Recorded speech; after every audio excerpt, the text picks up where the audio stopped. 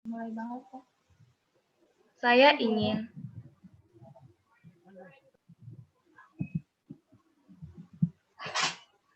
Sebelumnya saya ingin mengucapkan yang saya hormati Bapak Tubajazil SHI MSC Fin selaku Kepala Program Studi Manajemen Bisnis Syariah IAI Tazkiyah.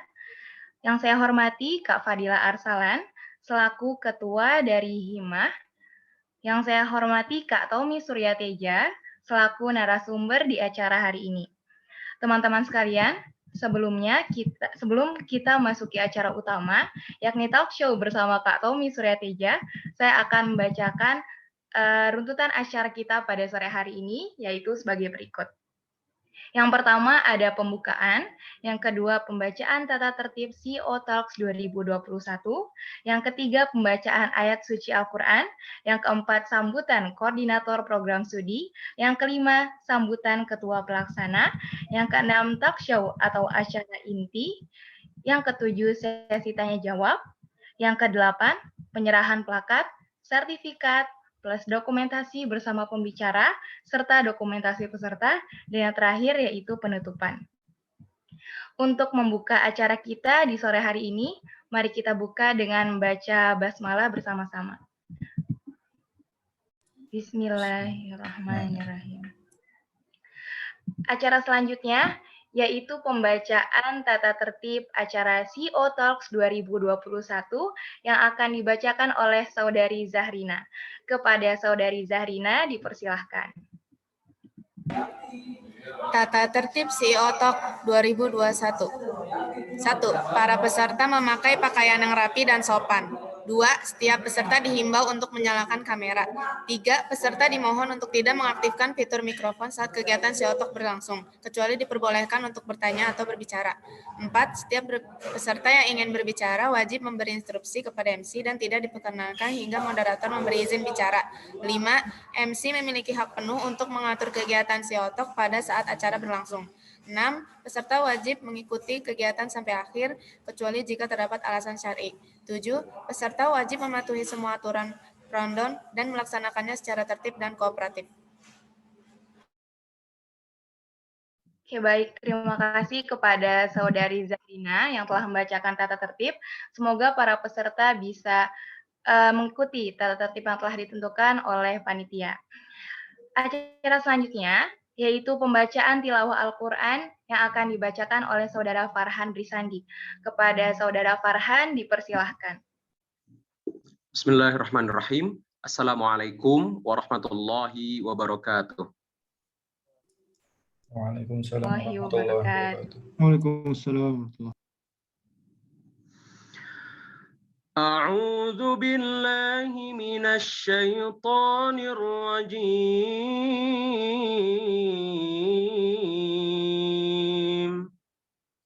بسم الله الرحمن الرحيم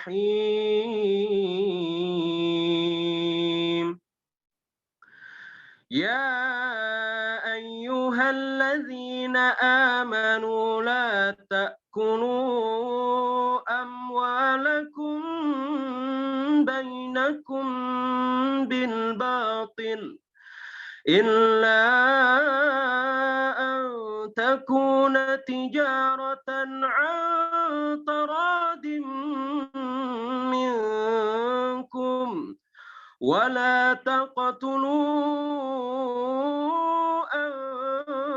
أنفسكم إن الله كان بكم رحيما ومن يفعل ذلك عدوانا وظلما فسوف نصليه نارا وكان ذلك على الله يسيرا إن تجتنبوا كبائر ما تنهون عنه نكفر عنكم سيئاتكم وندخلكم مدخلا كريما صدق الله العظيم Wassalamualaikum warahmatullahi wabarakatuh. Waalaikumsalam. Waalaikumsalam warahmatullahi wabarakatuh. Terima kasih kepada Saudara Farhan yang telah membacakan ayat suci Al-Quran. Selanjutnya yaitu sambutan dari Koordinator Program Studi yang akan dibawakan oleh Bapak Tuba Jazil, SHI MS Cevin.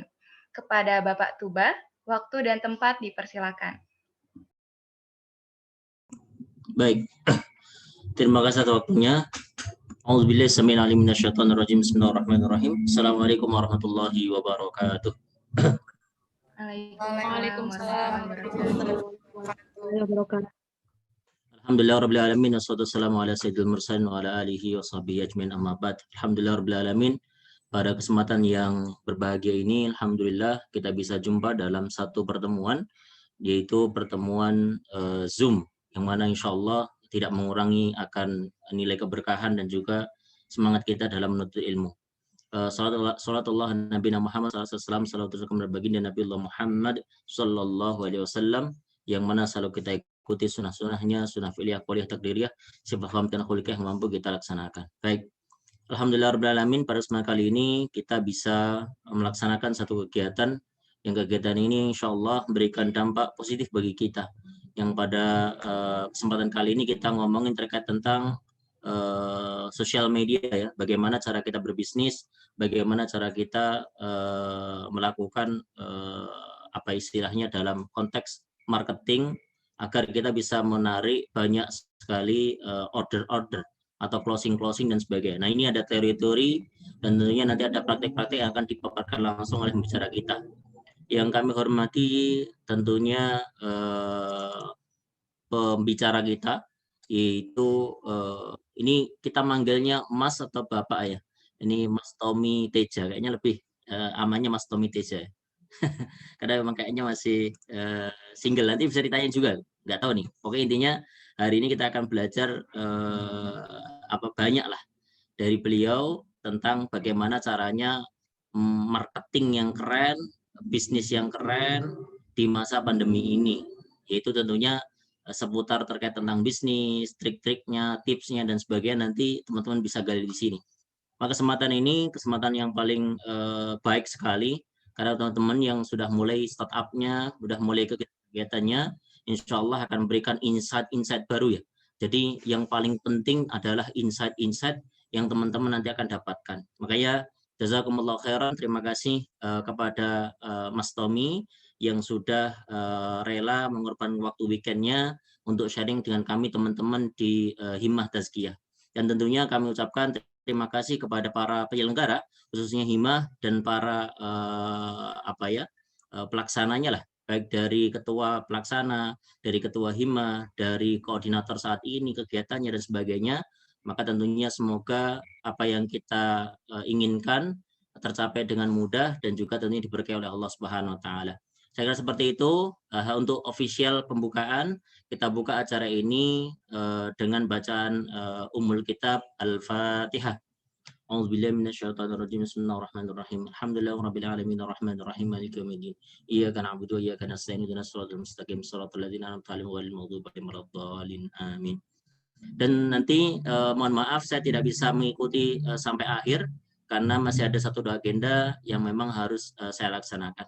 Dan sekali lagi terima kasih untuk semuanya, untuk pembicara, untuk teman-teman yang hadir, dan tentunya ini momen yang paling baik. Saya kira seperti itu. Aku qouli hadza, mohon maaf atas segala kurangan. Assalamualaikum warahmatullahi wabarakatuh.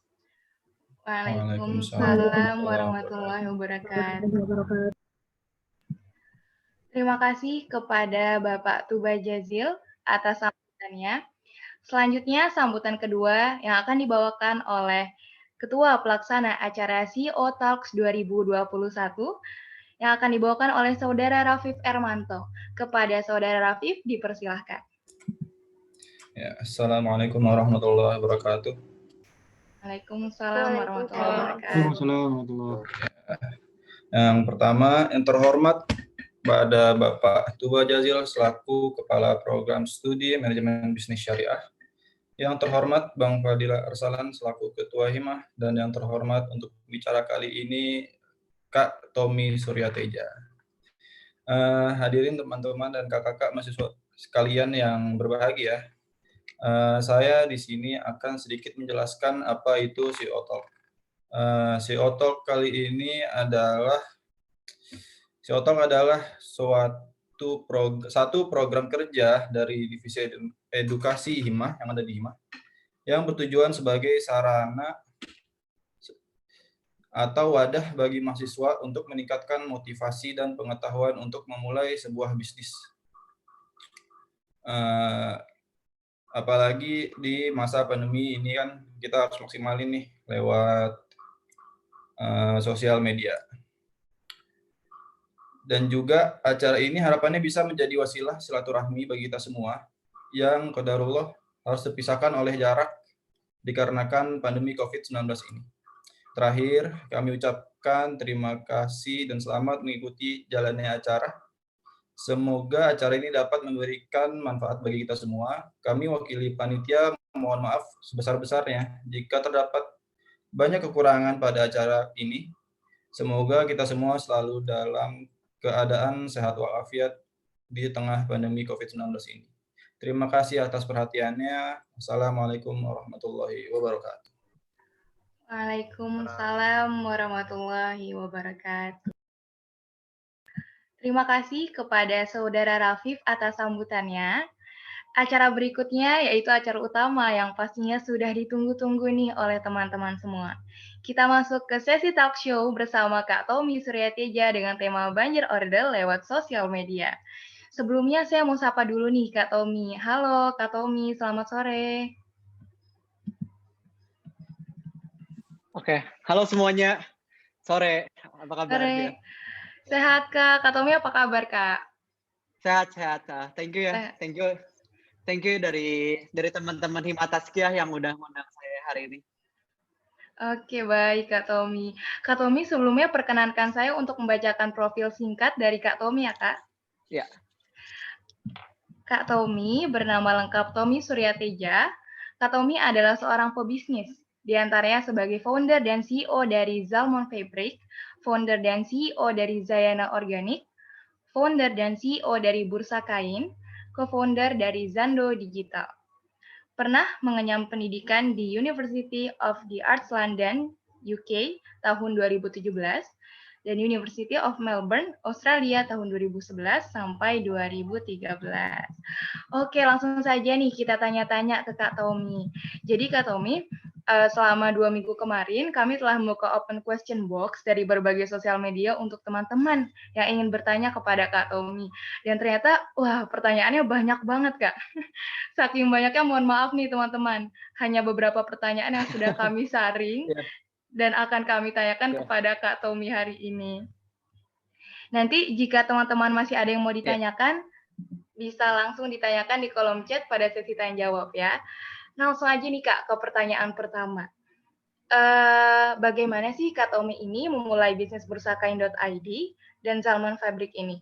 Dan kenapa sih Kak Tommy tuh memilih bidang bisnis tersebut? Ya, oke. Suaranya kedengeran jelas nggak sih? Jelas Kak. Lancar ya suaranya? Jelas ya? Oke. Jelas. Oke. Oke, thank you Yumna buat pertanyaannya. Jadi mungkin tadi udah dibacain profil singkatnya. Nama saya Tommy Suryateja. Tadi ada beberapa bisnis yang udah saya bangun. Sebenarnya saya mulai bisnis ini udah lumayan lama. Starting itu dari tahun 2014-an kurang lebih. Cuman emang sebelumnya saya sempat juga sebelum mulai ke bisnis yang Zalmon Fabric, saya sempat juga ada beberapa bisnis yang lain. Mungkin bisa saya ceritain dulu ya background saya. Udah sempat di-mention, saya sempat kuliah di Australia juga. Nah, sebenarnya kenapa yang kalau teman-teman tahu Zalmon Fabric ini kan bergerak di bidang printing kain berbahan organik sustainable.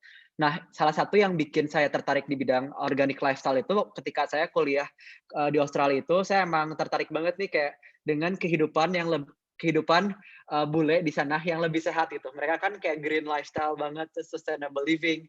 Itu yang bikin saya, wah ini kayaknya keren banget nih lifestyle yang belum ada di Indo. Yang pengen saya coba diterapin one day kalau saya pulang ke Indo. Itu awal mulanya kenapa saya tertarik ke dunia sustainable dan green lifestyle. Nah, setelah saya lulus kuliah, saya balik ke Indo, itu nggak langsung bisnis. Saya kerja dulu di bank. Saya kerja dulu di bank itu sekitar 2 tahun.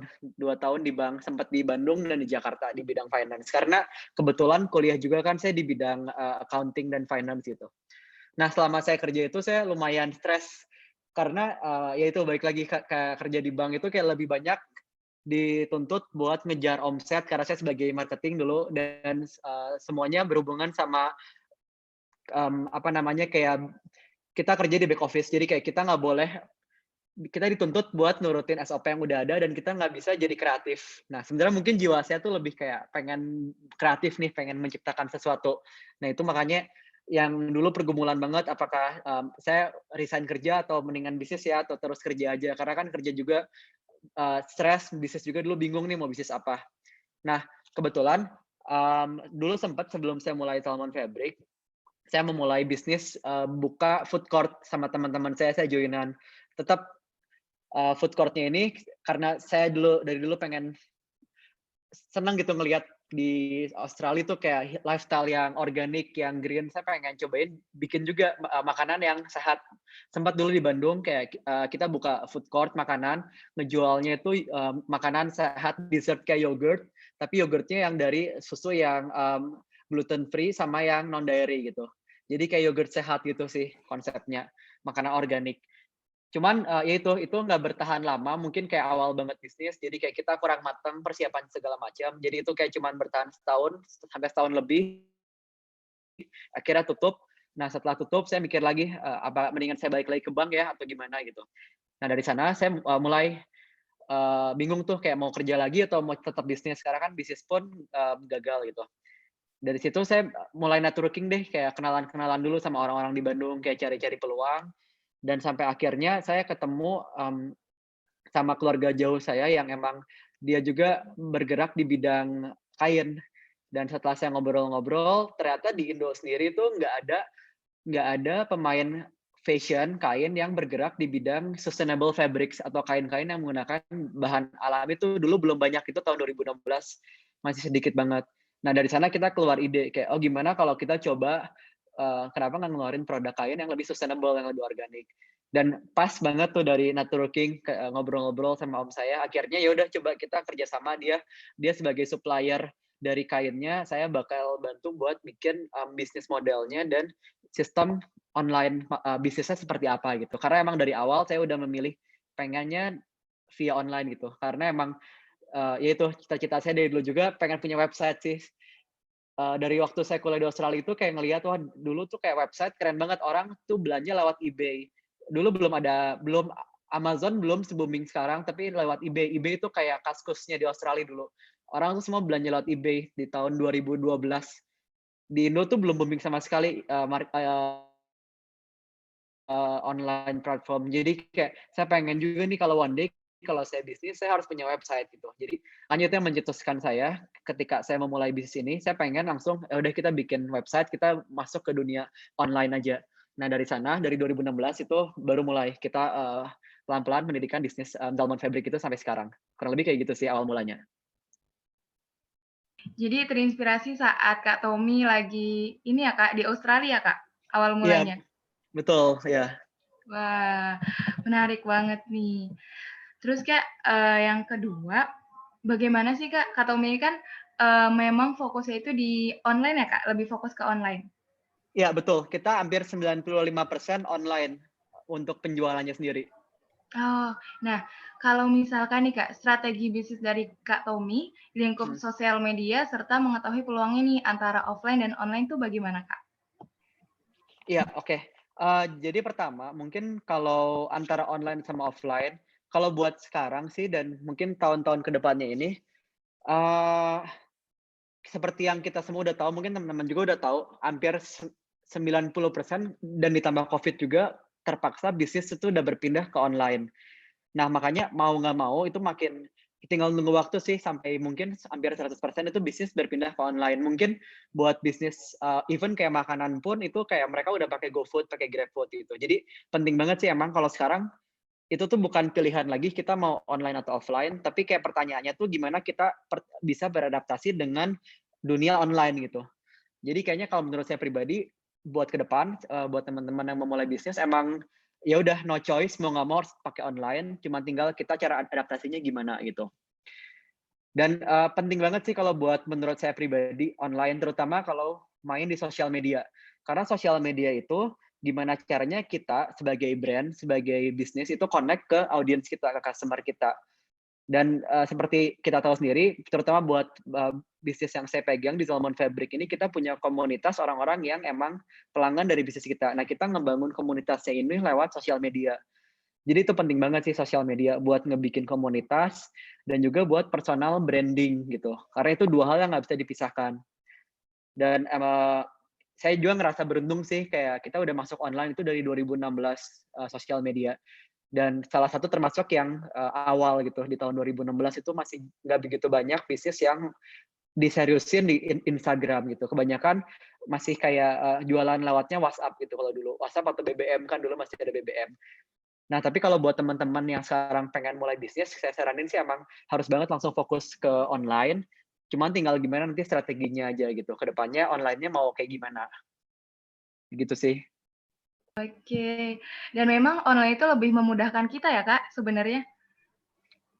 Iya, memudahkan dan emang secara komunikasinya pun target marketnya mau nggak mau sekarang semua pakai online gitu. Jadi emang mungkin udah kayak suatu kewajiban sih buat bisnis itu punya online, at least sosial media tuh harus punya aja gitu. Iya, betul banget, Kak. Iya.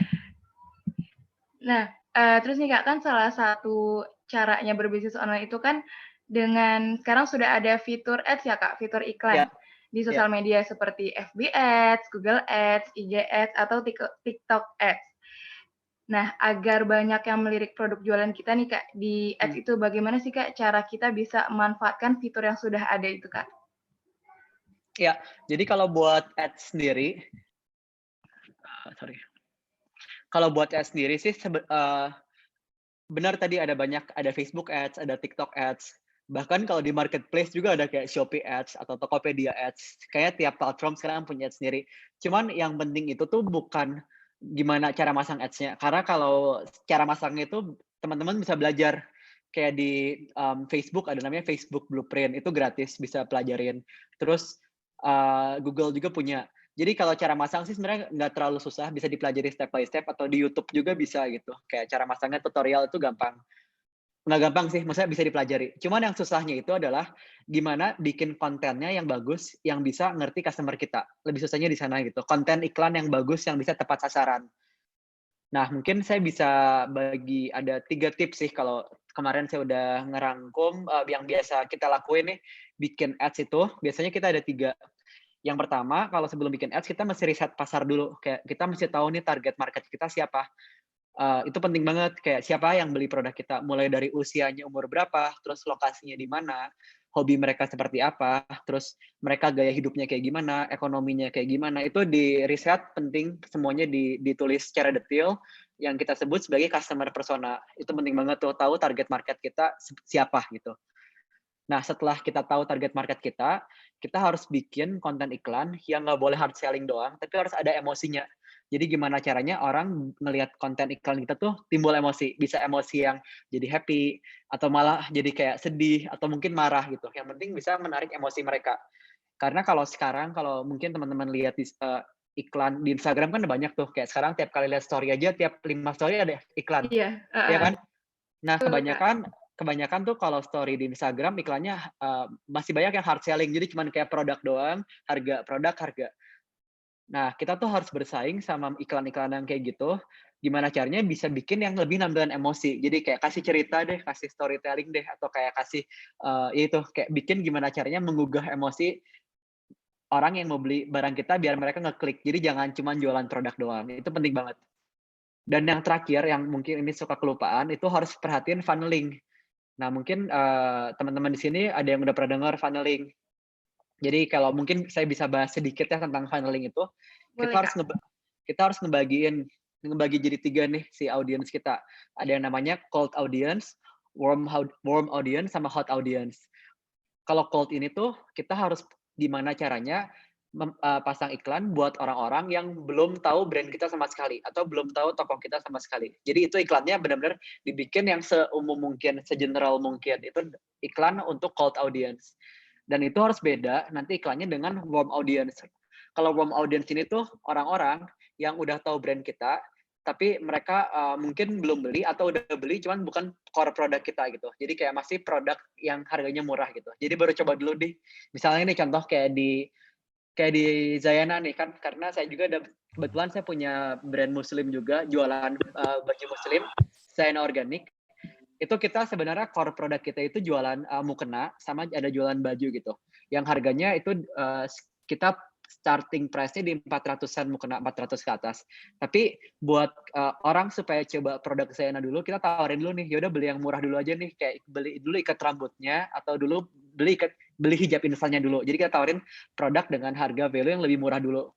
Baru nanti setelah mereka suka, nah kita namakan mereka hot audience. Hot audience itu orang-orang yang udah beli produk kita tapi value-nya belum besar. Nah itu orang-orang yang udah pernah beli produk kita kasih iklan lagi. Iklannya juga harus beda lagi gitu. Jadi kita harus bikin iklan yang berbeda dari iklan orang yang belum tahu kita siapa, iklan yang orang udah beli produk kita tapi kita kasih harga yang murah dulu, sama iklan yang udah beli produk kita, nah kita mau jual produk yang lebih mahal lagi. Nah itu kadang suka kelupaan kalau dari brand.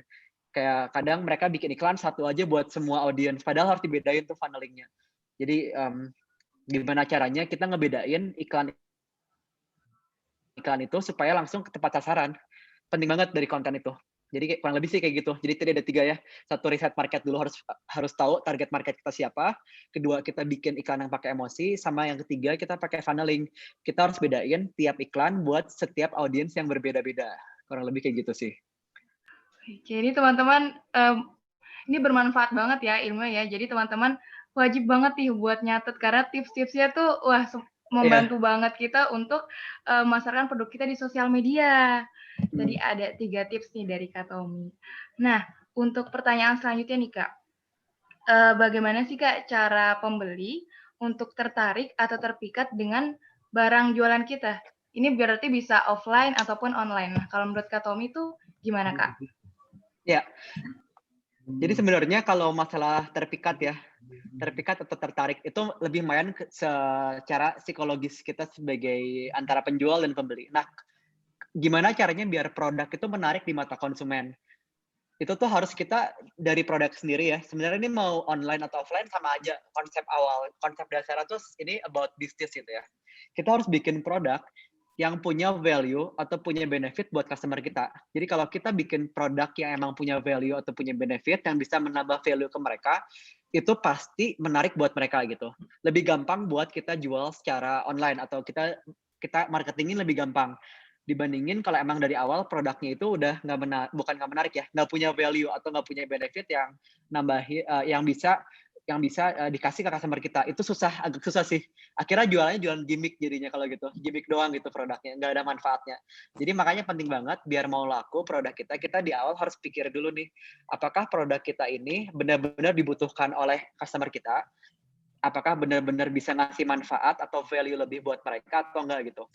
Kalau emang enggak sih, mendingan cari yang lain aja. Dibandingin nanti susahnya di akhir gitu. Kayak setengah mati kita mikirin gimmick marketingnya apa nih, atau kita diskon jualnya lebih murah, kan akhirnya capek gitu kan kalau kayak gitu. Better di awal kita emang benar-benar ngabisin waktu agak banyak, tapi mikirin produk yang bermanfaat buat mereka. Karena itu jujur penting banget sih buat setelah saya ngejalanin beberapa bisnis itu dari pengalaman saya lebih bertahan lama dan kalau mau lebih stabil dan konsisten, kalau kita bikin produk yang emang mereka butuhkan dibandingin cuma produk yang jual murah doang. Dan selain itu kita juga harus bisa, kalau kita udah punya produk yang punya value, kita harus bisa mengkomunikasikan dengan baik, bisa melalui iklan atau sosial media.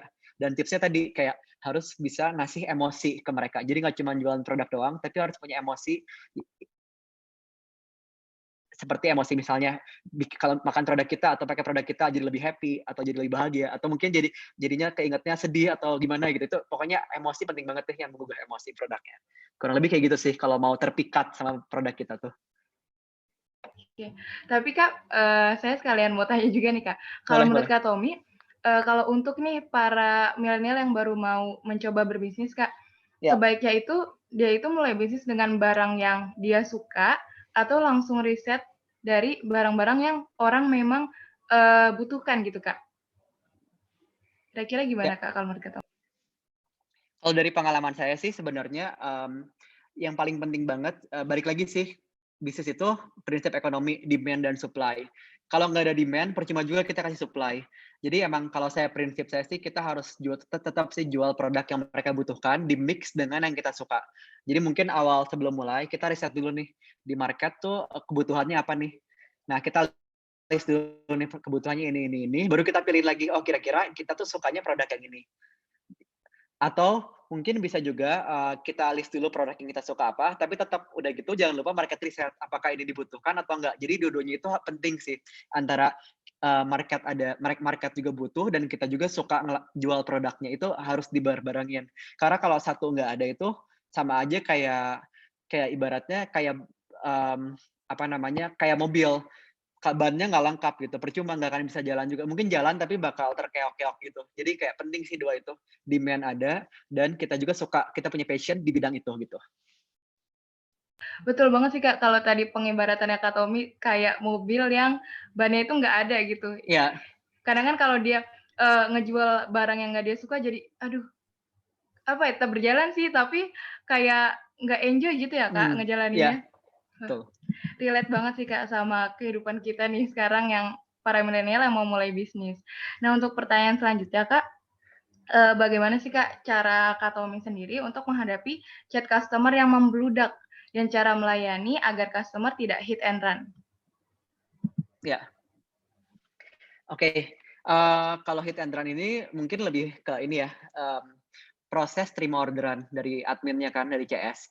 Sebenarnya ada beberapa trik sih yang bisa kita pakai buat menghindari hit and run, karena di Zalmon sendiri pun kita juga ada beberapa CS yang sering ngalamin hit and run.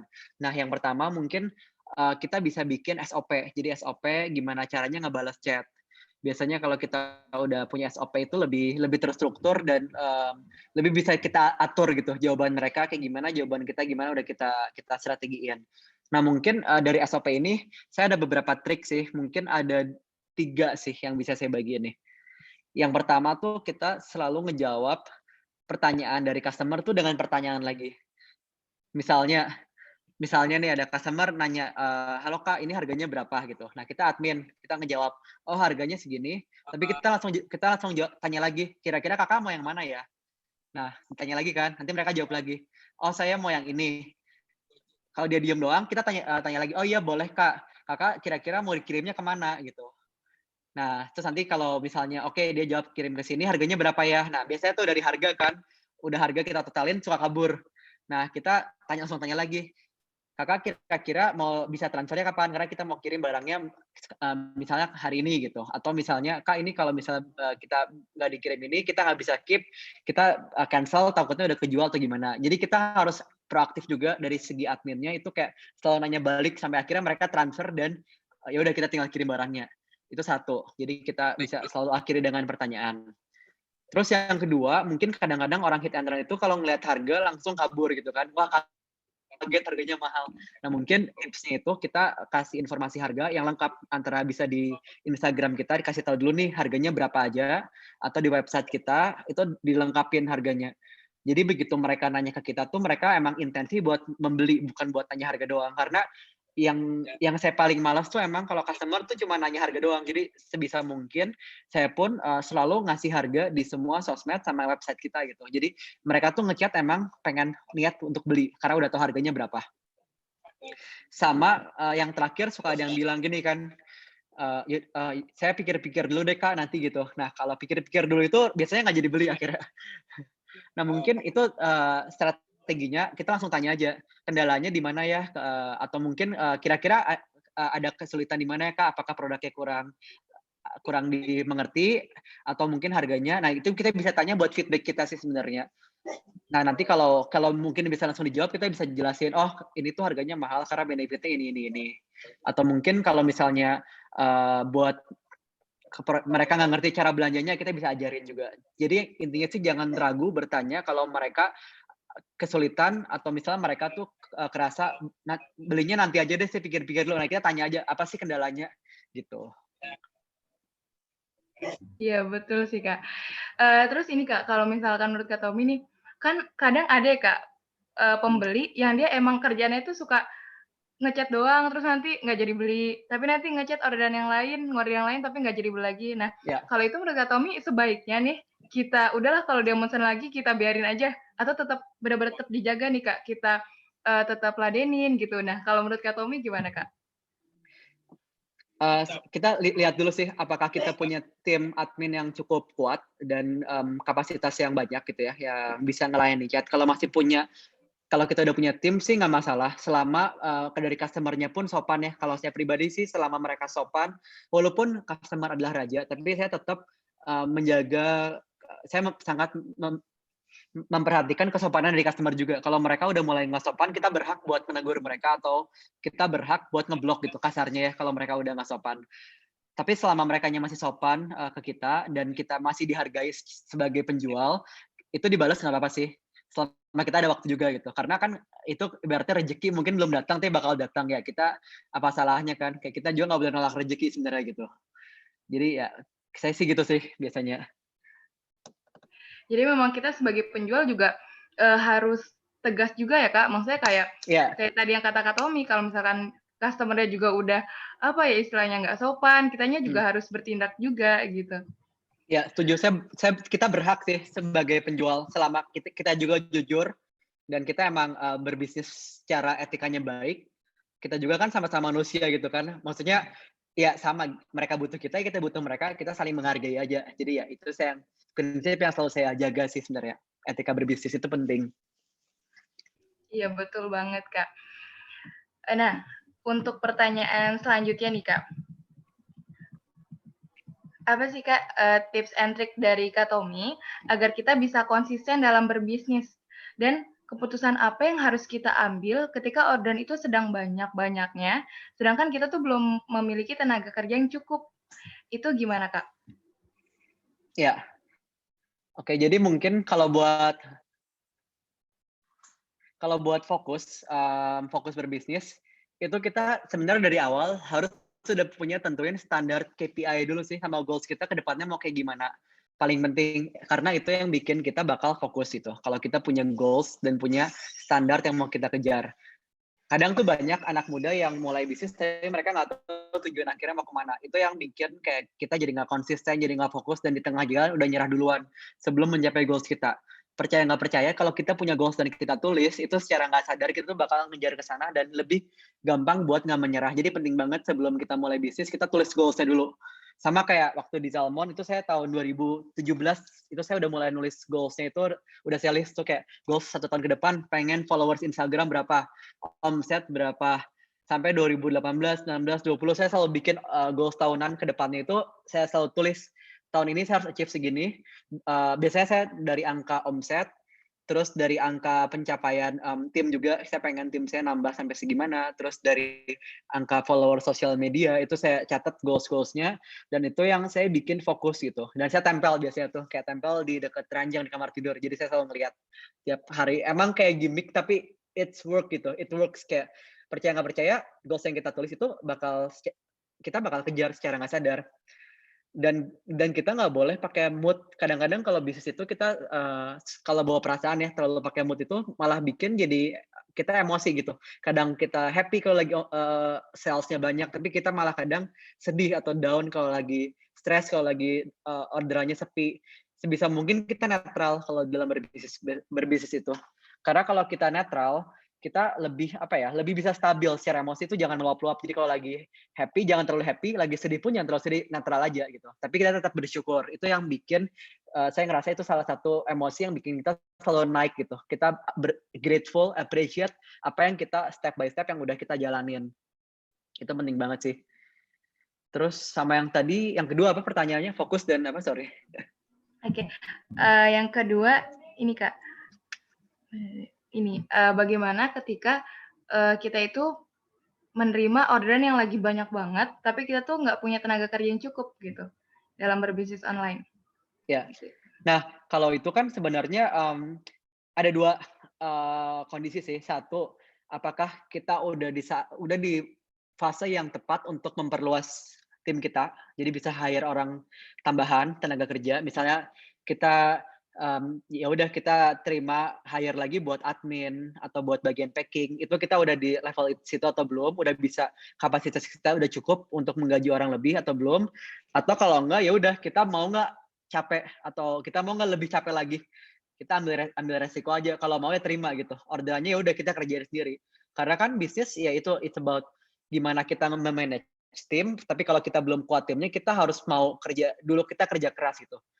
Saya percaya sih dengan semakin kita effort yang kita kasih buat bisnis kita, semakin kita dedikasiin semakin banyak, itu kayak hasilnya itu bakal berbanding lurus sih, saya yakin banget. Di mana kita mau capek, di mana kita mau mengorbankan waktu kita dengan cara yang tepat, misalnya order udah banyak, tapi kita tinggal mau nggak kita ngorbanin waktu main kita, atau ngorbanin waktu kita nongkrong atau cuma rebahan doang, itu kan kayak ibaratnya mau capek atau enggak kan. Nah kalau kita mau capek ya udah, tapi kalau misalnya kita udah ngerasa, oh kayaknya gue udah punya kapasitas buat hire tim, memperluas tim, ya udah kita mendingan hire tim, bayar orang, hanya itu doang sih. Oke. Untuk pertanyaan selanjutnya, Kak, bagaimana tips and Ya. trick supaya customer bisa repeat order di masa pandemi? Oh iya, ke pertanyaan ini saya sebelumnya mau tanya dulu nih, Kak. Tadi Zalmon ya, Kak? Zalmon Fabric. Itu kan bergeraknya di Ya. bidang tekstil atau pakaian. Ya. Nah, kalau di masa pandemi ini kondisinya kayak gimana tuh, Kak? Kan katanya lagi turun tuh pakaian. Tapi kalau di Zalmon Ya. Fabric ini bagaimana? Ya. Ya. Oke, jadi mungkin kalau buat saya bisa sharing sedikit, kita kan udah 1 tahun ya pandemik tuh, dari tahun lalu, bulan Februari, Maret gitu. Paling kerasa impact terbesar tuh sebenarnya tahun lalu sih, di saat baru banget pandemiknya dimulai di bulan Maret itu kayak kita langsung turun banget penjualan karena mungkin semua orang shock ya, PSBB itu semua orang di rumah, kayak itu benar-benar ekonomi berhenti. Tapi syukurnya sekarang itu udah mulai naik lagi, walaupun emang sekarang belum setinggi tahun lalu, tahun sebelum pandemik, sorry. Tapi sekarang udah mulai naik sih, udah ada peningkatan. Dan bisa dibilang kita bersyukur banget karena kalau bisa dilihat ya berdasarkan riset, sebenarnya yang paling terdampak dengan pandemik ini tuh untuk barang-barang yang dijual dengan harga middle ke bawah sih, yang harganya murah itu yang paling terdampak. Karena kalau bisa dilihat, yang paling banyak kehilangan pekerjaan itu biasanya orang-orang yang kelas ekonomi dari menengah ke bawah. Nah, emang kalau saya ngobrol sama teman-teman saya yang dari brand owner, ada yang jual barang harga murah, menengah, mahal, yang paling terdampak itu yang jual barang-barang harga murah karena buat orang-orang yang kelas ekonominya menengah ke bawah itu mereka fokusnya untuk survive dulu aja. Pakaian itu menjadi pilihan option terakhir. Nah, itu yang terjadi di Zalmon itu kita kebetulan banget kita ngejual untuk kelas harga menengah sebenarnya. Jadi emang terdampak, cuman sebenarnya nggak terlalu terdampak banget itu. Karena kita dari awal kita nggak pernah jual harga yang murah, itu kayak kita nggak pernah, value kita bukan harga murah, tapi kita lebih value kita benefit yang mereka bisa dapatkan, kualitas kain yang bagus gitu.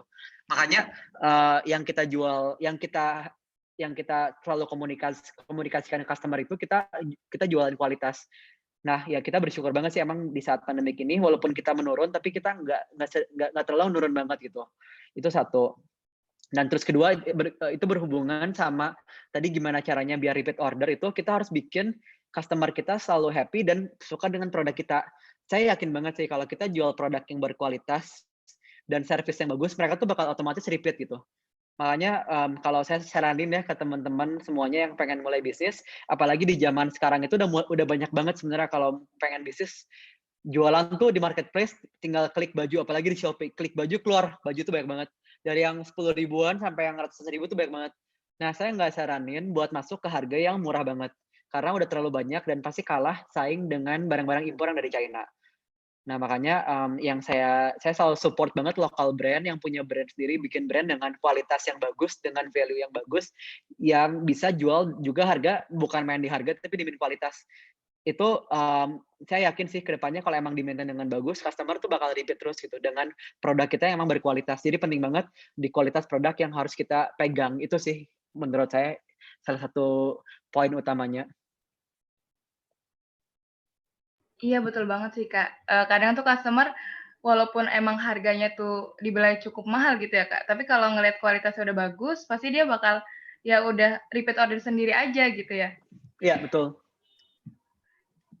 Nah, terus nih Kak, untuk pertanyaan selanjutnya, bagaimana sih Kak cara scale up, scale out, dan funneling jualan kita di sosmed? Mungkin tadi funneling sudah ya.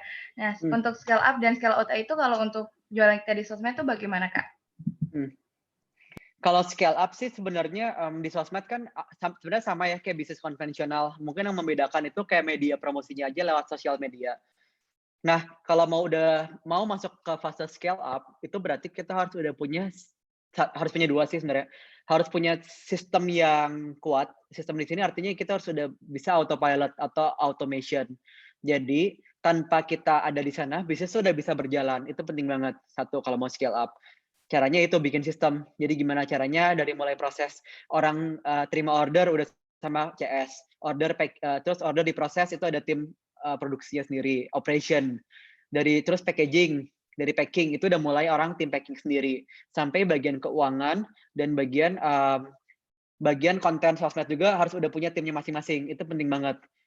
Dan yang kedua itu harus udah punya leader di setiap tim atau divisi masing-masing.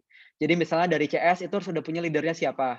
Dari bagian konten yang bikin marketing di Instagram harus udah punya leadernya siapa. Sama pun dari bagian operation, bagian packing, dari finance itu harus udah punya leader. Nah, kalau kita udah punya leader di masing-masing divisi dan udah terpisah semuanya, itu kita bisa scale up gitu. Kita bisa mulai memperkuat mungkin bisa dari caranya bisa nambah budget iklan. Kita langsung nih, kita iklan kali 2 deh atau kali 3. Atau promosi endorse, kita perbanyak langsung. Kayak tadinya 1 influencer, kita 10 influencer.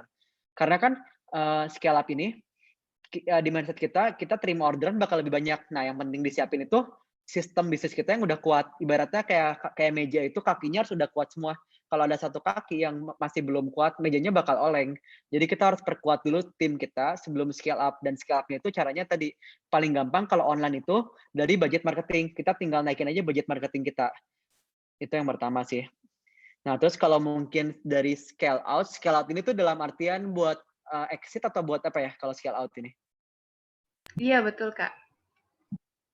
Exit, misalnya kayak kita udah nggak pengen berbisnis lagi gitu, atau gimana?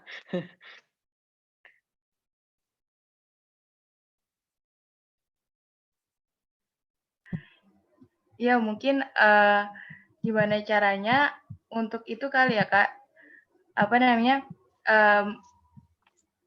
lebih meningkatkan penjualan di sosmednya itu, Kak. Nah, kalau meningkatkan penjualan di sosmed sebenarnya itu tadi kayak satu kita naikin budget dari iklan kalau pengen naikin, sama kedua mungkin kalau sosmed pribadi kita perlu banget kuatin di konten. Jadi bisa perbanyak tim konten. Tim kontennya itu harus diperbanyak dan kita cari orang-orang yang emang berpotensi dan mempunyai kreativitas yang bagus. Jadi kayak bikin konten pun nggak boleh sembarangan. Nanti mungkin saya bisa bahas sedikit ya tentang konten, kayak ada bedanya yang konten soft selling sama hard selling, itu penting banget sih dua ini. Boleh Kak, kalau sekalian mau dibahas. Mungkin teman-teman juga penasaran nih, apa sih itu konten untuk soft selling, hard selling? Iya. Ini kan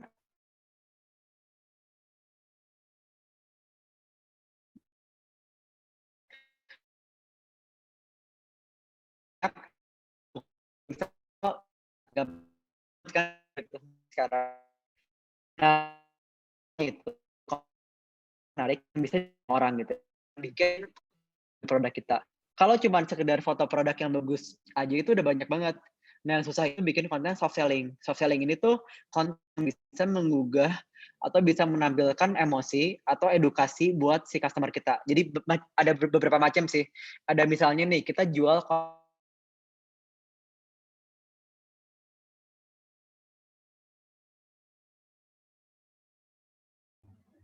Halo, Kak Tommy. Halo. Keluar ya? Oh, ada. Ya, maaf ya. Oke. Iya, nggak apa-apa, Kak. Potong ya, oke. Ya, jadi tadi sampai yang selling ya, soft selling itu gimana cara kita ngejual konten dan bisa membuat kita itu ada banyak macam. Kalau itu paling bisa diterapkan itu di zaman sekarang paling efektif itu edukasi. Jadi misalnya nih kita jualan kain kayak kita di Zalmon, kita jualan kain, kita di dalam Zalmon. Lebih banyak malah konten edukasi ini tuh dalam artian kita kasih tahu nih kain kita itu kayak kelebihannya. Selain kelebihan itu mungkin penting ya, kelebihan kain kita apa aja, terus kegunaannya apa aja. Cuman mungkin yang suka kelupaan tuh ini kayak kita ajarin setelah mereka memakai kain, setelah mereka beli kain dari Zalmon dan bikin baju, itu gimana cara jualnya. Nah kita ajarin tuh gimana cara jualan baju ke mereka, cara berbisnis clothing. Kita ajarin yang namanya HPP tuh perhitungannya gimana, cara perhitungan gross profit margin atau cara marketing yang bagus gimana, cara berbisnis yang clothing yang baik dan benar tuh gimana. Nah itu yang kita post konten di Zalmon tuh seperti itu, dan di bursa kain tuh kayak gitu. Jadi nggak cuma jualan kain doang, tapi kita ajarin mereka cara jualan tuh kayak gimana loh. Sama kayak misalnya yang punya bisnis apa ya, yang misalnya contoh kayak bisnis makanan ya. Mungkin nggak cuma makanan doang yang dijual, tapi kayak kita ngasih tahu nih, makanan ini tuh kegunaannya nanti buat kalian bisa bikin lebih sehatnya karena kandungannya tuh nutrisinya ada ini. Atau mungkin bahas kalorinya kayak gini, nanti bisa bikin kalian yang pengen diet mungkin bisa lebih kurus atau gimana gitu. Jadi perlu banget diperhatiin, jangan cuma jualan produk doang, tapi kasih cerita di balik produk kalian tuh bisa ngasih manfaatnya apa. Nah itu yang penting banget, manfaat yang bisa dirasakan oleh customer, itu namanya soft selling. Dan kalau menurut saya pribadi, konten-konten soft selling ini itu lebih banyak orang like, share, dan komen. Itu yang mesti kita kejar. Seberapa banyak di Instagram mereka nge-like, nge-share, sama nge-save konten kita. Itu yang bakal bikin konten itu naik banget algoritmanya. Kayak gitu sih kurang lebih. Iya, jadi memang itu juga jadi salah satu cara untuk ngejaga customer kita ya Kak, karena dia ngerasa ada benefit lebih nih dari bisnis kita. Iya, betul banget. Selain dapat barangnya, dia juga dapat apa ya, istilah edukasinya juga ya Kak? Iya. Wah, ini apa ya, salah satu program yang menarik juga nih dari Zalmon Fabric. Oke. Untuk selanjutnya nih Kak, kalau menurut Kak Tommy sendiri, ini kan kalau misalkan kita berbisnis di sosial media, terutama Instagram, itu kan followers itu berpengaruh ya Kak. Nah, kalau menurut Kak Tommy ini lebih baik kita beli followers supaya kelihatannya wah followersnya banyak sekali gitu, atau kita bangun saja dari awal Kak, organik lah istilahnya. Ya, nah kalau saya pribadi, saya sih sebenarnya itu balik lagi sih kayak buat keputusan dari teman-teman. Cuman kalau saya bisa menyarankan, mikirnya gini sih, beli followers sekarang tuh nggak murah. Saya sempat tahu juga kemarin ada teman saya tuh yang sempat beli-beli juga. Itu mungkin kayak 10k followers tuh udah bisa jutaan. 10k kan orang bisa swipe up, betul kan di story ya. Itu udah bisa jutaan rupiah. Nah kalau saya pribadi sih mikir kenapa nggak uang yang jutaan itu kita pakai buat Facebook Ads saja gitu. Karena Facebook Ads jutaan itu udah dapatnya lumayan banget tuh. Kalau saya sih lebih pilih uang yang kita pakai buat beli followers mendingan dipakein buat ads aja di Facebook gitu. Karena ads itu udah bisa datengin followers secara real dan bisa tertarget juga gitu. Kadang kan kalau beli follower tuh nggak tahu robot followersnya kan, cuman kayak angka doang gitu kan kebanyakan. Tapi mereka nggak ada interaksi sama sekali gitu. Even kayak story pun mereka nggak ngeliat. Banyak juga kan yang kayak followers berapa ratus ribu, tapi yang story cuma berapa ratus orang doang gitu kan. Itu banyak sih kalau dari brand-brand itu online shop kadang tergoda pengen beli followers di awal, tapi itu nggak akan ngasilin sales gitu, cuman kayak buat angka doang percuma gitu.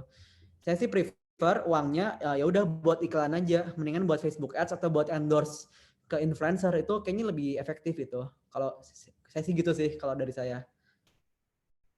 Dan dari Facebook Ads dan influencer itu sendiri juga salah satu cara untuk bisa menambah followers kita juga ya Kak sebenarnya. Betul. Dan lebih efektif juga, betul kata Umi. Dan ini sebenarnya kalau followers dikit itu kita lebih bisa enjoy the process. Saya sih seneng kayak enjoy the process mulai dari nol tuh kayak kita nikmatin aja. Followersnya 1.000, 2.000, 5.000, 6.000, sampai 10.000, puluhan ribu, ratusan ribu. Itu pun kayak by process dan kita menikmati gitu journey kita. Sekarang saya yakin sih di bisnis itu nggak ada yang instan, yang semua dapat dengan instan itu pasti gampang hancur dengan mudah juga gitu. Makanya kita butuh banget fondasi yang kuat dan kita tuh harus melalui semua proses. Ibaratnya kayak semua jalan kita harus lalui dulu deh. Jadi saya nggak masalah sih selama kita on the right track, kita di jalan yang benar gitu, udah kontennya benar, strateginya pas, itu pasti naiknya cepat gitu. Itu sih kalau saya berprinsipnya tuh. Iya, betul, Kak. Nah, menarik banget nih untuk salah satu cara dari berbisnis lewat sosial media. Nah, untuk selanjutnya nih, Kak, bagaimana sih, Kak, cara memperluas market lewat penjualan di Shopee? Oh, ini lewat marketplace, Kak. Apakah desain label itu mempengaruhi citra brand suatu usaha? Menurut Kak Tommy, bagaimana? Ya. Ya, jadi kalau ini Shopee ya, spesifik Shopee berarti kan? Ya, Shopee. Ya. Nah, seperti yang teman-teman tahu, Shopee itu tuh udah banyak banget produk. Ibaratnya ketik baju, keluar mungkin jutaan produk gitu dengan brand mungkin yang sama, banyak reseller, banyak dropshipper, banyak juga yang punya brand sendiri kan. Tapi ini produknya banyak aja gitu. Nah, mungkin strategi yang bisa dilakukan di Shopee itu yang perlu diperhatiin, satu, foto produk wajib banget bagus gitu dengan background yang minimalis gitu. Kalau nggak polos atau background satu warna, itu penting banget foto produk yang catchy dan kelihatan profesional. Satu itu. Kedua, deskripsi produk itu penting banget di Shopee. Jadi kalau misalnya masukin produk ke Shopee, jangan males nulis produk deskripsi yang panjang dan di riset dulu gitu. Kayak yang laku tuh gimana nih di page utama. Nah, kita liatin aja nih yang laku itu, terus kita ikutin, paling kita ganti sama produknya kayak sama produk kita gitu. Cuman kita harus riset dulu nih penulisan yang paling efektif, yang paling orang banyak ngeklik kayak gimana, kita lihat gitu.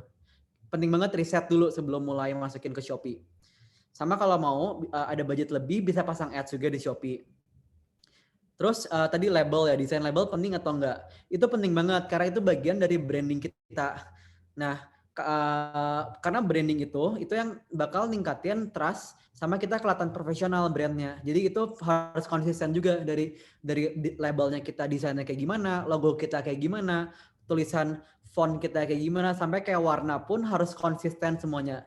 Itu yang bakal bikin brand kita kelihatan trusted, profesional, dan orang tuh bakal mau beli gitu, lebih mencolok. Dan yang paling penting lagi review sih. Kalau Shopee itu harus banyak banget review. Jadi sebisa mungkin naikin review. Nah, ini mungkin tips sedikit sih kalau buat cara naikin review di awal tuh gimana. Ini sempat saya juga coba dan saya sempat ngelakuin, saya sempat sharing ke teman saya juga dan ada teman-teman saya yang udah coba juga. Mungkin di awal kita bisa cara ngumpulin review itu, kita endorse ke teman-teman kita, kayak kita kasih produk gratis, tapi mereka suruh beli di Shopee kita gitu. Cuma nanti kita gantiin uangnya.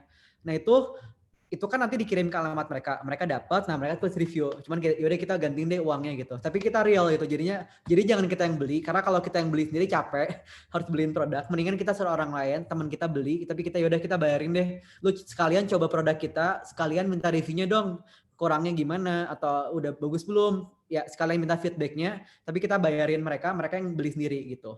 Itu mungkin bisa dicoba juga sih buat naikin review di Shopee gitu. Iya, tadi yang pertama ada konten, salah satunya ada konten juga harus yang bagus, bagaimana brand kita bisa terlihat nih sama customer kita sebagai brand yang trusted gitu ya, Kak. Nah, ini pertanyaan terakhir nih, Kak. Menurut Kak Tommy, apakah konten itu berperan penting dalam meningkatkan insight sosmed? Atau branding yang kuat yang justru mendatangkan calon pembeli? Lebih baik mana nih menurut Kak Tommy? Meningkatkan konten atau branding yang kuat gitu? Dua-duanya itu penting sebenarnya. Cuman bedanya gini sih, konten itu kalau pakai sosmed itu penting banget. Content is a king, dan itu sekarang masih berlaku. Content is a king buat sosmed. Karena konten tadi bisa buat kita pakai strategi hard selling, langsung jualan produk, atau soft selling, bisa kita storytelling, bercerita, edukasi. Itu dari konten. Nah, cuman ini kita konten juga harus disesuaikan sama branding gitu. Jadi nggak boleh bikin konten yang keluar dari branding kita. Makanya penting banget di awal sebelum mulai konten sebenarnya bikin branding guidelines, namanya brand guidelines. Itu kayak gimana caranya kita merumuskan brand kita tuh mulai dari logonya mau kayak gimana, warnanya kayak gimana, terus kata event sampai kayak gaya bahasanya kayak gimana. Misalnya kata sapaan manggilnya apakah Kak, Ibu, atau Bapak atau Gan, atau misalnya kalau di TikTok sekarang manggilnya ngap atau bro and sis gitu kan, ya kan? Bro and sis. Nah, itu harus konsisten dipakai terus yang sama gitu, nggak boleh berubah-berubah karena itu yang mempengaruhi branding dari gaya bahasa kita sebagai brand. Ditambah kita harus punya mood buat foto juga. Jadi fotonya itu kalau bisa semua setipe gitu. Misalnya moodnya misalnya kayak moodnya pastel, warnanya pastel. Yaudah semuanya yang tipe-tipe pastel gitu. Nah itu jangan berubah-ubah, kalau bisa dijaga konsistensinya. Kalau branding guidelines-nya udah ada, konten kita itu harus selalu nyesuaiin ke branding guidelines kita. Jadi itu dulunya berkesinambungan sih antara konten sama branding. Dan dulunya sangat-sangat penting buat bisnis yang pengen berkelanjutan, yang pengen panjang ya, jangka panjang. Jadi nggak cuma jualan produk doang sekali, tapi pengen kayak kita punya bisnis sampai gede bertahun-tahun, bisa sampai punya tim yang lebih besar. Nah itu penting banget dijaga dari guidelines-nya itu. Betul, jadi memang keduanya itu penting dan harus diseimbangkan, Kak. Ya, betul banget. Oke, wah sudah semua pertanyaan nih kita tanyakan kepada Kak Tommy. Nah mungkin ini, wah sudah banyak juga nih Kak pertanyaan yang ada di kolom chat. Sepertinya pada antusias nih untuk bertanya kepada Kak Tommy. Di sini akan saya pilih 2 pertanyaan. Ya. Pertanyaan pertama dari Fauzan. Kak Tommy, di tahun 2019 atau 2020, saya sering dapat iklan Snap dari Zalmon. Setelah lihat profil IG-nya, sampai sekarang belum paham apa yang dijual ke konsumen. Apakah kain saja atau bagaimana? Tolong penjelasannya. Oke. Nah itu berarti PR buat tim kita tuh, masih belum bagus komunikasinya. Ada yang belum nyampe. Oke, jadi kalau Salmon sendiri, sebenarnya kita jualannya jualan kain. Nah ini mungkin emang salah satu kesulitan di Indonesia ini, masih belum banyak produsen kain yang jualan di Instagram. Kebanyakan kan jualan baju. Kain itu kebanyakan jualannya di toko-toko gitu kan, kayak di pasar Tanah Abang. Tanah Abang gitu kan. Nah emang itu salah satu challenge terbesar kita, mengedukasi masyarakat gimana caranya beli kain secara online, ditambah kainnya organik lagi. Jadi emang itu kayak di Salmon kita khusus jualan kain aja, jadi kayak pure kain, di mana kalian bisa custom kain yang kalian mau dengan desain dari kalian gitu. Jadi kita nanti udah sediain kainnya, tinggal kita print, kita tinggal kirim ke kalian gitu kainnya. Kurang lebih kayak gitu sih yang kita jual di Salmon. Memang bedanya kain organik dengan kain biasa tuh apa, Kak? Ya, jadi kalau misalnya teman-teman tahu, pernah megang baju yang agak panas nggak bahannya, yang keset dan panas gitu? Iya, pernah. Pernah kan? Mungkin kalau hijab juga kayak dipakai agak panas gitu, kerasa kan, aduh ini kayak keset panas gitu. Nah, itu tuh sebenarnya ada 2 jenis kain di dunia ini. Ada yang dari bahan dasarnya dari serat alami, serat kayak yang kita jual di Salmon, dari serat tumbuhan, sama serat polyester. Polyester ini terbuat dari kandungan plastik, jadi serat buatan gitu. Nah, kebanyakan kalau di Indonesia ini masih menggunakan yang polyester karena harganya lebih murah, tapi secara kualitas pun emang dipakainya panas. Nah makanya kita di Salmon ini dari awal kita nggak mau main di ranah yang perang harga, dan emang udah banyak pemainnya juga, banyak kompetitornya, akhirnya perang harga kita ngambilnya di bahan organik, jadi bahan yang kain-kain yang terbuat dari serat alami, yaitu dari kain katun, kain rayon yang terbuat dari serat kapas, serat kayu, jadi dipakainya tuh lebih dingin. Sebenarnya itu yang disebut dengan serat organik gitu, kain organik. Tapi Kak, kalau yang sekarang sudah ada di pasar ini Kak, kayak bahan katun, bahan itu tuh sebenarnya benar-benar bahan pure organik atau KW-annya gitu Kak? Nah, itu kita balik lagi harus cek harga sih. Sebenarnya harga nggak pernah bohong. Kalau saya boleh kasih tips, kalau mau beli baju atau beli kain, emang harga nggak pernah bohong. Yaitu bisa dibilang kecuali brand-brand gede, mungkin kayak H&M, Zara, Uniqlo, mereka emang itu bahannya udah malah mungkin udah organik, udah sustainable. Tapi karena mereka produksi dalam kuantiti sangat besar, jadi itu lebih murah harganya. Tapi kalau buat kayak brand-brand lokal atau kayak di pasar gitu, di Tanah Abang segala macam, itu harus ditanya sih ke mereka. Kalau katun, apakah benar-benar 100% katun atau ada campuran polyesternya? Karena kadang banyak juga seller yang nakal, yang bilang ini 100% cotton, tapi ternyata ada campuran polyester, karena secara HPP lebih murah gitu kalau ada campuran polyester. Cuman mereka ya udah nggak mau jujur, bilang aja ini cotton deh full gitu. Sebenarnya itu sih yang perlu diperhatiin.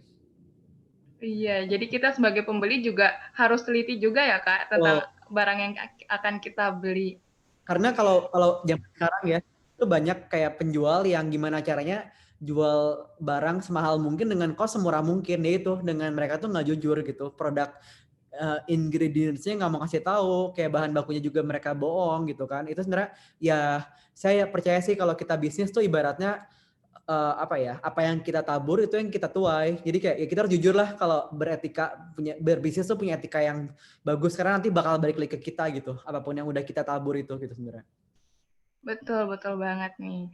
Etika itu yang pertama gitu Kak. Nah, untuk pertanyaan kedua nih Kak, ada pertanyaan dari Queen dari Jakarta.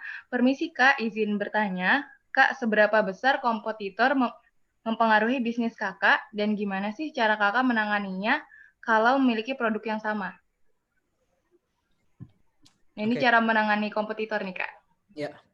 Oke, kompetitor itu pasti ada ya, apalagi di zaman sekarang kayaknya yang namanya originalitas tuh udah kayak barang original udah nggak ada. Semua orang tuh bisa meniru, apalagi dengan apa ya?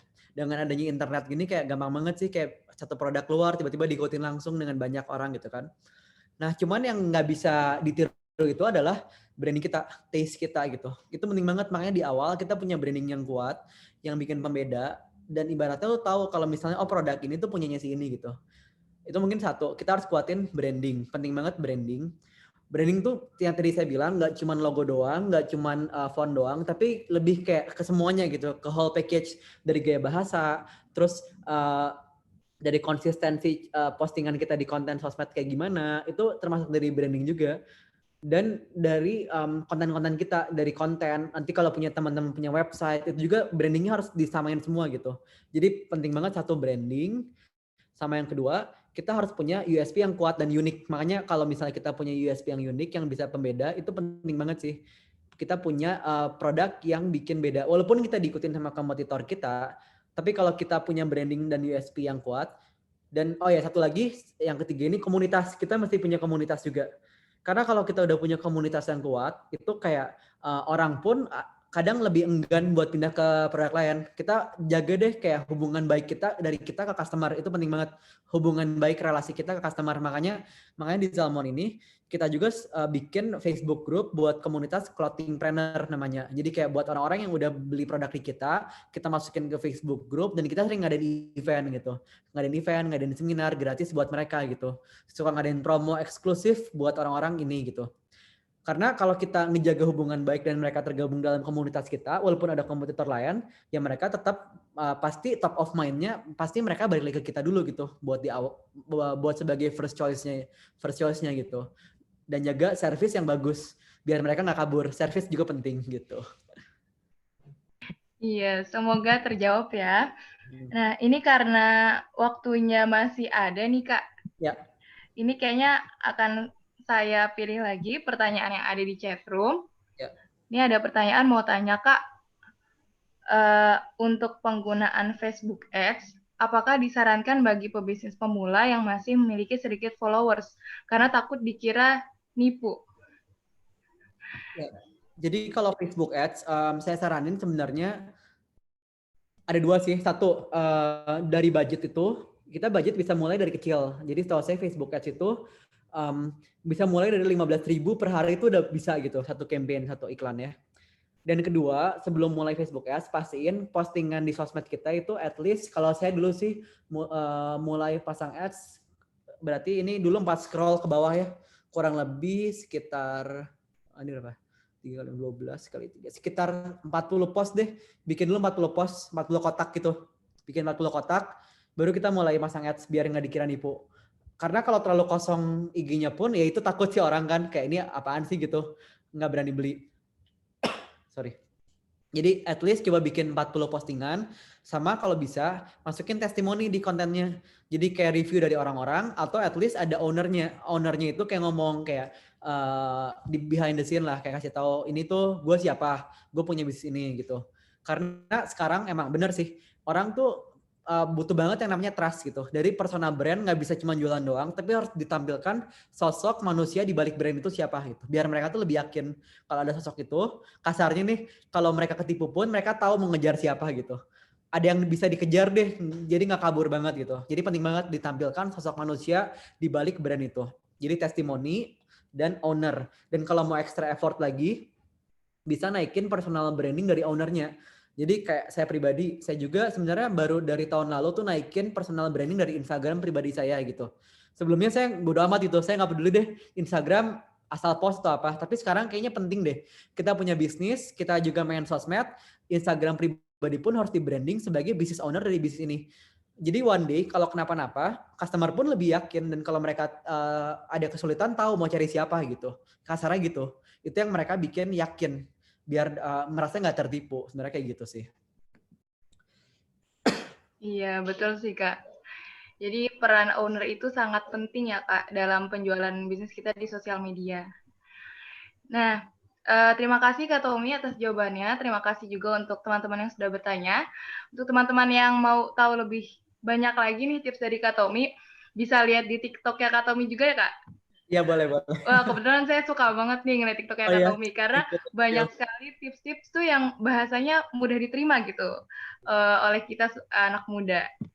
Thank you. Bisa langsung dicek aja. Apa Kak ininya?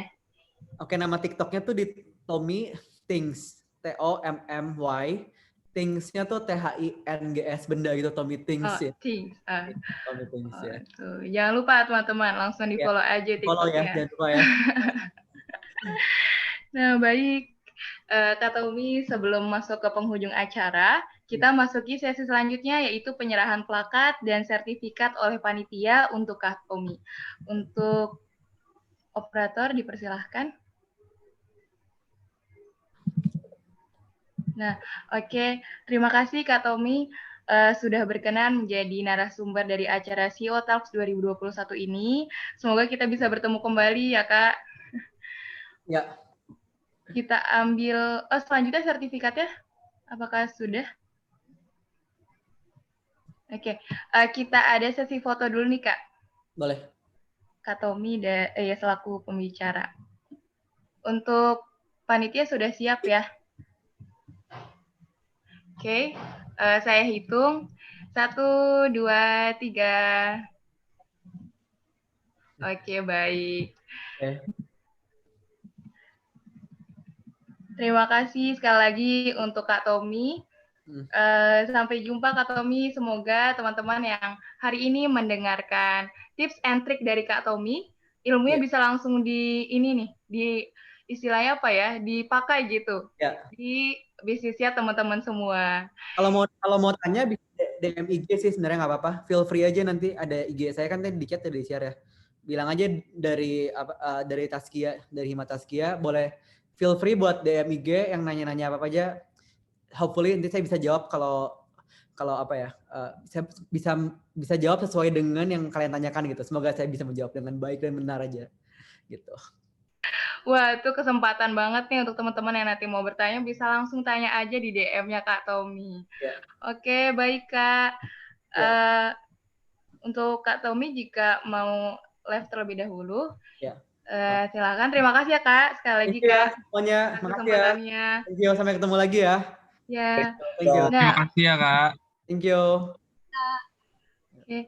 Untuk teman-teman peserta, jangan keluar dulu karena kita mau ada sesi dokumentasi bersama para peserta. Diharapkan para peserta menyalakan kameranya ya.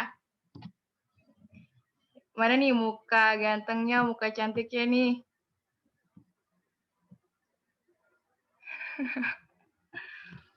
Untuk panitia, apakah sudah siap sesi dokumentasi? Sudah? Oke. Di sini ada 4 slide sebenarnya. Tapi, oke. Saya hitung ya. 1, 2, 3. Oke. Terima kasih kepada para peserta CEO Talks 2021. Kita sudah berada nih di penghujung acara. Sekali lagi terima kasih kepada teman-teman yang sudah mengikuti acara CEO Talks 2021 dengan sangat tertib. Saya apresiasi. Saya tutup acara sore hari ini dengan baca hamdalah.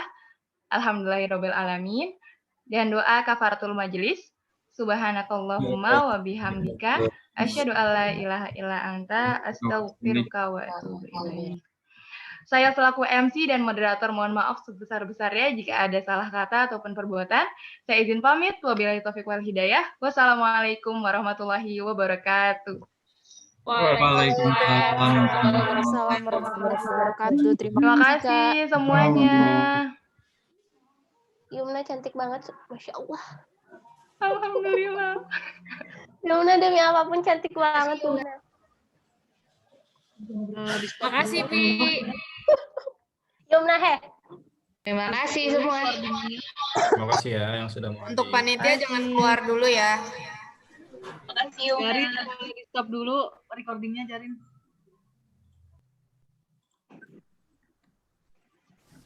Terima kasih Arsal. Sebisanya. Rofi, bisa-bisanya Rofi. Apaan sih? Terima Dadah. kasih juga Rofi telah hadir. Ya, Dicatat nggak Rofi? kalau progres ini lu datang ya, Sal. Insya Allah. Ya, dadah. Thank you. Yuk.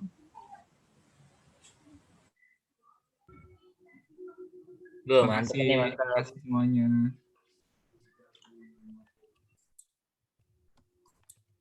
Mana Rapip dah?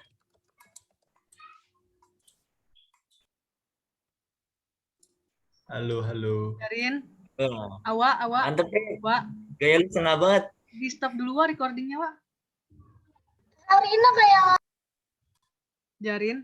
Jarinnya mana? Wih, stop dulu recordnya. Ya.